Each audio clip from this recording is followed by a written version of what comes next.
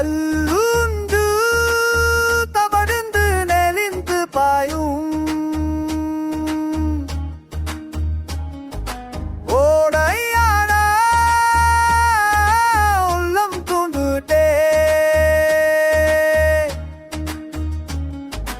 பாடையண்டா ஓடையண்டா பள்ளி சென்று பயின்றதோடி ஏடு போடா இதன் கல்விக்கார் ஈடு செய்ய போராரோடி ஓடையாடா உள்ளம் தூண்டுதே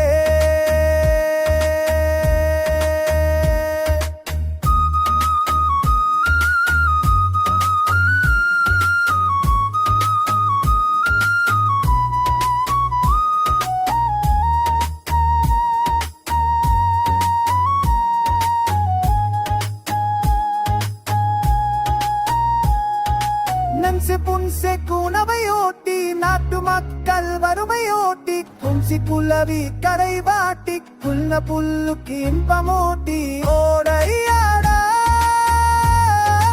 உள்ளம் தூண்டுதே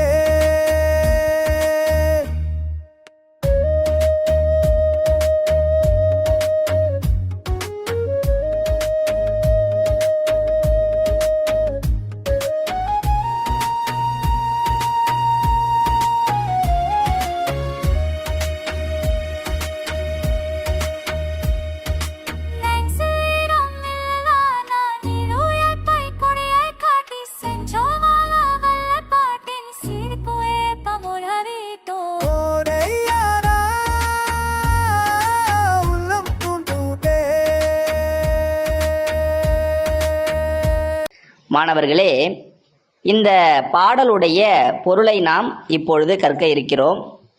ஓடை ஆட உள்ளம் தூண்டுதே கல்லில் உருண்டு தவழ்ந்து நெளிந்து வாயும். அதாவது ஒரு நீரோடையினுடைய அற்புதமான காட்சியை இந்த பாடலில் படம் பிடித்து காட்டுகிறார் வாணிதாசன். நீரோடையில் விளையாட என் உள்ளம் விழைகிறது, ஆசை கொள்கிறது.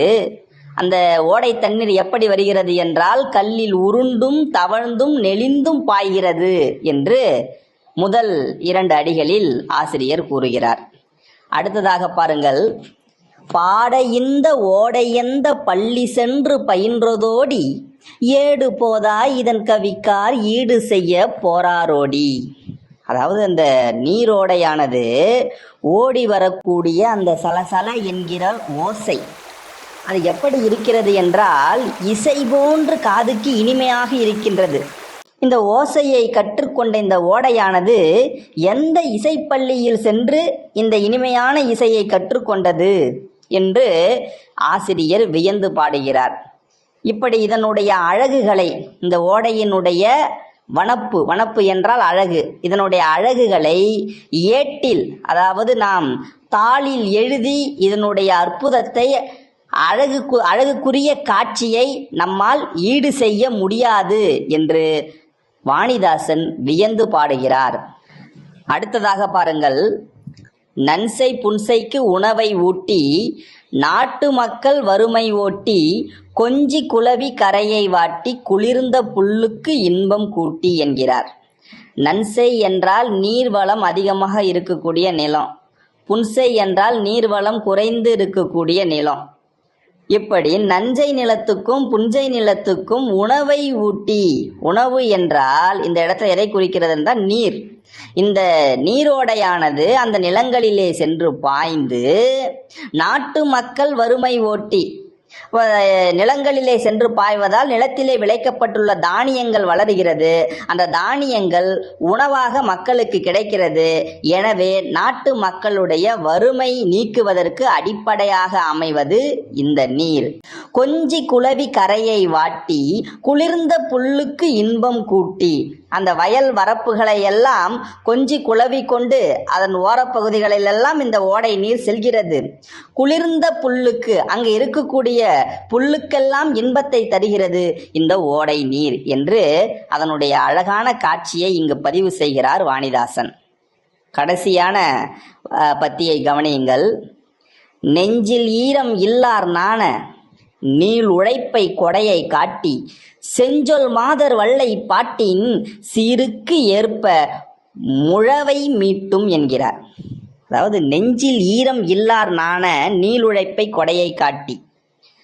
மனதில் ஈரம் இல்லாதவர்கள், அதாவது அன்பு இல்லாதவர்கள், அவர்களெல்லாம் நிறைய செல்வம் இருந்தும் மற்றவருக்கு கொடுக்கக்கூடிய அந்த மனம் இல்லாதவர்கள் எல்லாம் இந்த ஓடை நீரை பார்த்து நாணம் கொள்கிறார்கள், வெட்கம் கொள்கிறார்கள். ஏனென்றால் இந்த நீரானது தான் மட்டும் வைத்துக் கொள்ளாமல் இப்படி பல நிலங்களுக்கு சென்று பயனுள்ள வகையில் இது அமைகிறதே என்று இந்த ஓடை நீரை பார்த்து வெட்கம் கொள்ளும்படியாக அமைகிறதாம். அடுத்ததாக பாருங்கள், செஞ்சொல் மாதர் வள்ளைப்பாட்டின் சீருக்கேற்ப முழவை மீட்டும் என்று பாடுகிறார். மாதர் என்றால் பெண்கள், வள்ளைப்பாட்டு என்றால் நெல் குற்றும்போது, அதாவது உரலிலே நெல்லிட்டு உலக்கையால் குற்றும்போது அந்த அலுப்பு தெரியாமல் இருப்பதற்காக பாடக்கூடிய பாட்டின் பெயர் வள்ளைப்பாட்டு. அந்த வள்ளைப்பாட்டை பாடும்போது அந்த பாடலுக்கு இசையமைப்பது போல இந்த ஓடை நீரின் ஒலிகள் இருந்தன என்று மிக அற்புதமாக ஓடை நீரினுடைய அழகு காட்சிகளை நம் கண்முன்னே நிறுத்துகிறார் கவிஞர் வாணிதாசன்.